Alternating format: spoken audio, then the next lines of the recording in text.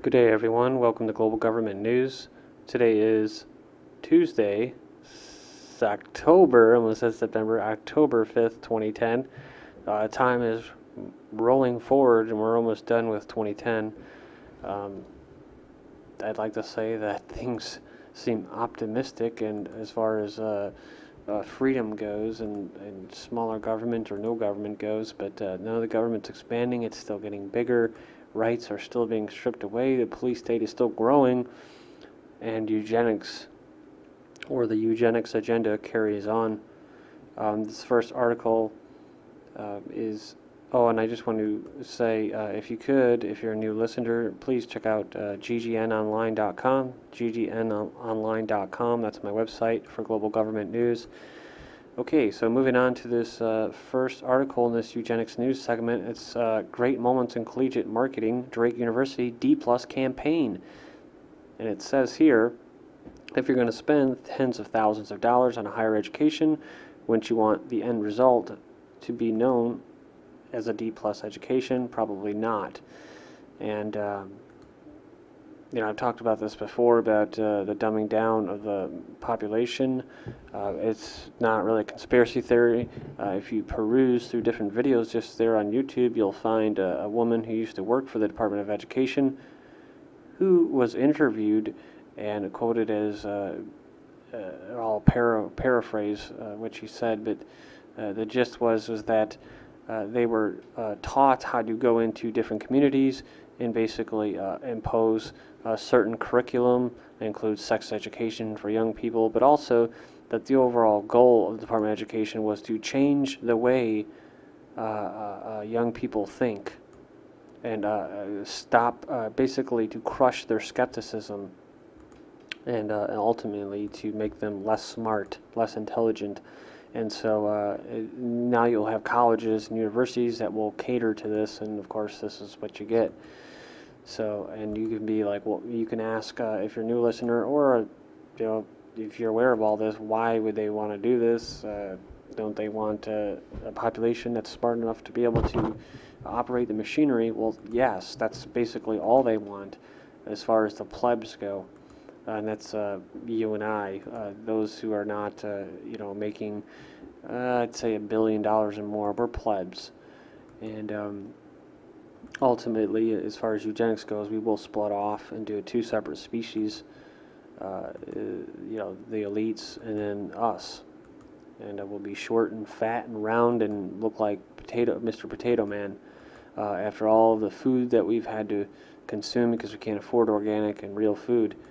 And we have all the spraying carried out on us and everything else that comes along with it. But this is psychological warfare and or psyops, if you want to call it that. You don't want your enemy to be able to think rationally. And Zbig Brzezinski was quoted as saying that as well, that the common man won't be able to even, put together a coherent thought where they can verbalize it to other people. It just won't be a possibility even anymore at all in the near future. And I see that coming. I see the people around me. I see what they talk. I hear what they talk about because I listen. I'm not like listening in on everybody's conversation, but I can't help but hear people's mostly useless conversations of no substance really. And it's just pure crap, garbage, and most of it is regurgitated from the TV news that they get.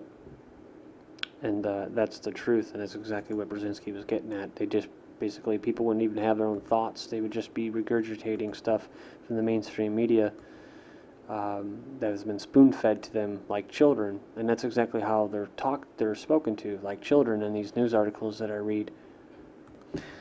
This is an older article. Like I said, I've been away for about a good month, and so I just kind of left off with articles that hadn't been covered. So I just had a few articles that are a little bit older. This is from September 2nd that I'll just cover briefly. Can home cooking be hazardous to your health? This is not originally from Fox News, I believe. It was just carried by them. It says, could your kitchen at home pass a restaurant inspection? New research suggests that at least 1 in 7 home kitchens would flunk the kind of health inspection commonly administered to restaurants. And just briefly, if you know anything about how the system works, the government, the bureaucracy, and the market or the economy works, you realize that the whole idea of inspections, government inspections, and codes and permits and regulations and licenses, it has nothing to do with personal or public safety. It has everything to do with it being a mafia-run system, and it's basically a shakedown. That's what it is. You want to play ball, you have to give a cut to the mafia don, and that is the government, which is not really a public entity. It is a private entity. It is a corporation. And so yeah, all of this is just pure garbage when they tell you this, and that's not what the inspections are really for.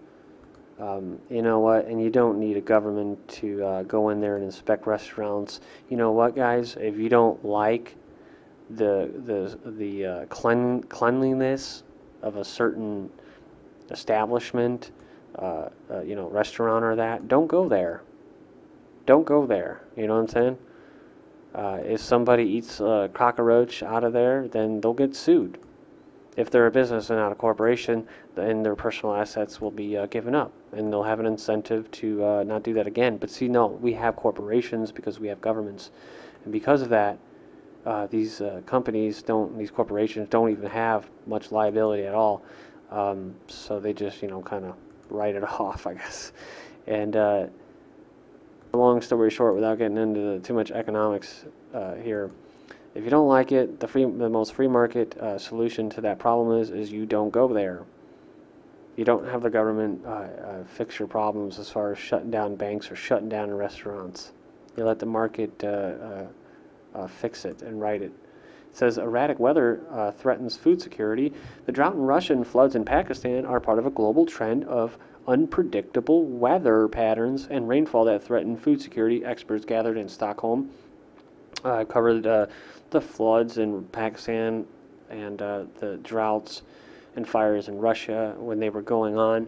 And, you know, I propose that it is a very, very good possibility that cloud seeding weather modification was being carried out in those areas, especially in China with the floods and that, because they openly admit that they have the best cloud seeding and rain-inducing program in the world, but they say Russia's been doing it way longer and has a lot more infrastructure. And then, of course, you got the U.S. Nazis, who are the biggest,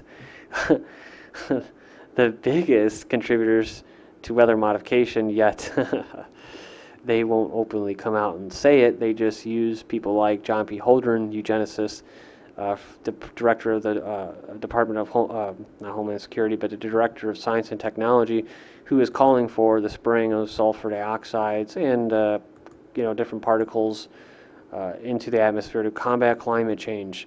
In other words, geoengineering, cloud seeding, whatever. And so the goal here is, when you get to this article, guys, is just unpredictable weather patterns. If man is creating or manipulating the global weather patterns via weather modification, cloud seeding, HARP, how is that unpredictable? No, it's very predictable. Everything is very predictable now, even the weather.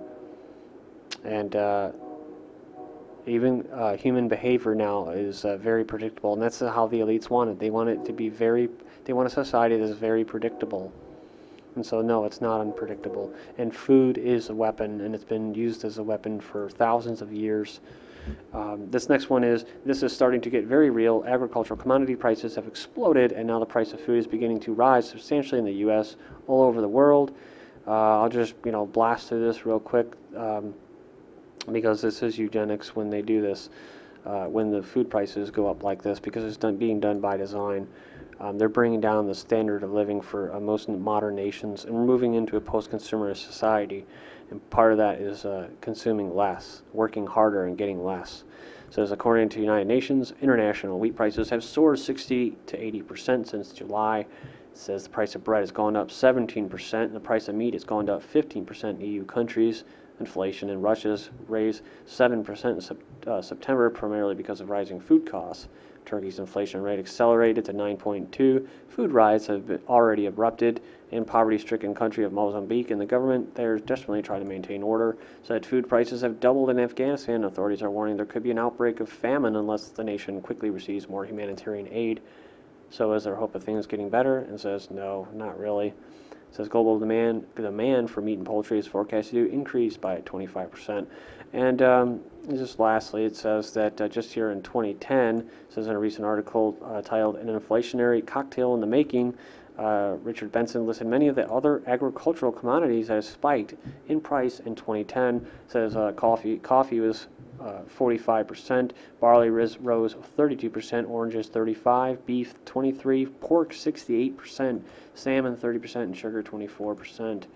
So, and I read an article earlier today that I won't be covering, but it says talks about population actually going down in the future, and that's coming straight from the establishment talking about how the problem in the future is going to be too few people, right? So just like in the future it's going to be global cooling, which is what they're already talking about behind closed doors, like in the Bilderberg group meetings, while they're telling people that the planet's warming.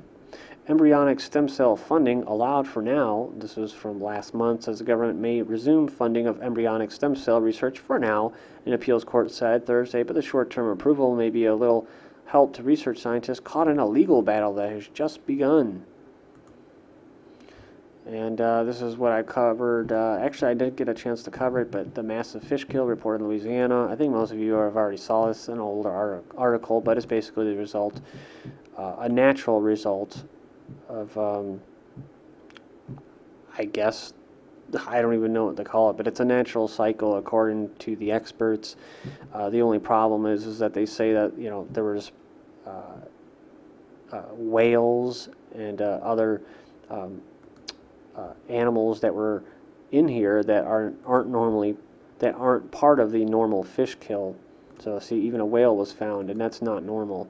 So my belief is that it is eugenics. It is the Corexit that was used, the chemical dispersant, to get the oil sunken down to the surface so that people watching their televisions, their brainwashing boxes, it would be out of sight and out of mind. They wouldn't see the oil. It's not there anymore.